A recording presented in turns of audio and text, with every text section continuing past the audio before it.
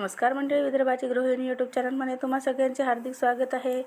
आपण मिक्सरचा वापर करून तर नेहमीच रेसिपी बनवतो, म्हणजेच मिक्सर याच्यामध्ये आपण भरपूर प्रमाणात वापर करतो। पण आज आपण मिक्सरचा वापर न करता ही रेसिपी बनवणार आहे। तर हा आहे पाटा।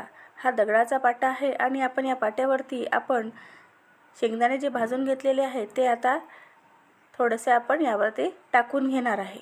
अशा पद्धतीने बघा आपण टाकून घेतलेले आहे आणि आता त्यानंतर आपण यावरती थोडे लसण आणि थोडे जिरे टाकून घेणार आहे आणि ते या परवंट्याच्या साहाय्याने छानपैकी बारीक असे वाटून घेणार आहे। वरवंट्यावर वाटलेले प्रत्येक पदार्थ बनवताना त्याची चव ही वेगळीच लागते। त्यामुळे आधीच्या बाया किंवा स्त्रिया खूप छान पद्धतीने त्यांच्या रेसिपी बनवत होत्या, म्हणजेच त्या पदार्थाला खूप छानपैकी चव येत होती।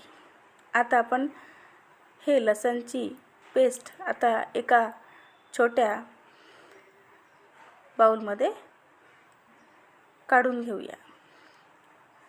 त्यानंतर याला आपण बाजूला ठेवून घेऊ आणि पाट्यावरती जे आपण भाजलेले जे दाणे होते ते साल न काढताच आपण यावरती छान ठेवून अशा पद्धतीने थोडे आपण त्याला दाब देऊन वाटून घेऊ।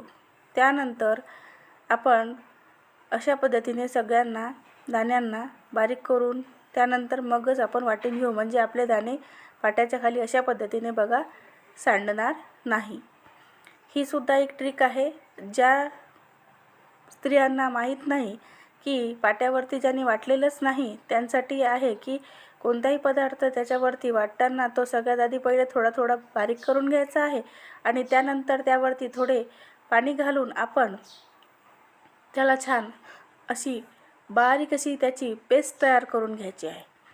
अशा पद्धतीने बघा आपल्याला पाट्यावरती पाणी टाकून पेस्ट तयार केली की तो पटापट बघा अशा पद्धतीने छानपैकी बारीक होतो। आणि आणखीन जर तुम्हाला बारीक पाहिजे असेल तर तुम्ही त्यामध्ये आणखीन थोडे पाणी घालून अशा पद्धतीने आपल्याला आणखीन वाटून घ्यायचे आहे।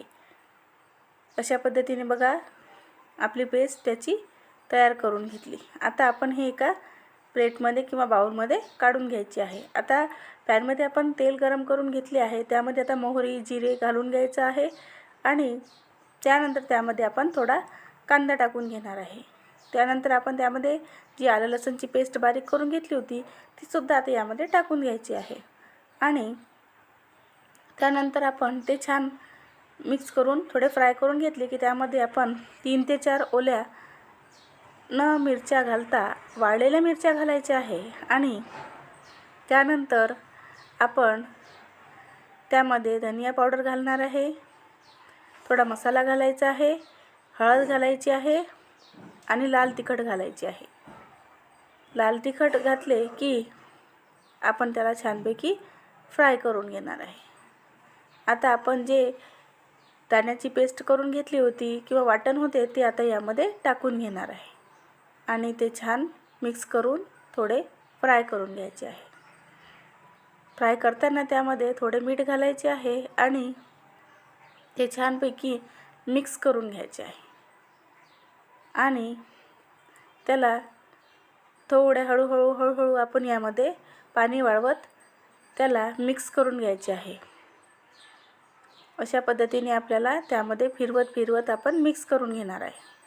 आता त्यामध्ये आपल्याला आणखीन थोडे आपल्याला पाणी वाढवत न्यायचे आहे आणि आपल्याला ज्या पद्धतीने त्याची कन्सिस्टन्सी हवी आहे त्या पद्धतीने आपण बघा त्याला पातळ ठेवायचे आहे। आता ही आपली पाट्यावरची वाटलेली दाण्याची आमटी तयार झालेली आहे। अशा पद्धतीने बघा आपल्याला त्याचं तेल बाहेर येईपर्यंत छानपैकी स्लो फ्लेमवरती 2 ते 3 वेळा झाकण ठेवून त्याची आपल्याला अशा पद्धतीने वाफ काढून घ्यायची आहे। बघा अशा पद्धतीने आपण ही दाण्याची पाट्यावरची आमटी बनवलेली आहे। बघा किती छान पद्धतीने ती तयार झालेली आहे, शिजलेली आहे। तेल कशा पद्धतीने बाहेर आलेले आहे त्यामधून आणि त्याची चव तर अप्रतिम लागते। नक्की बनवून बघा।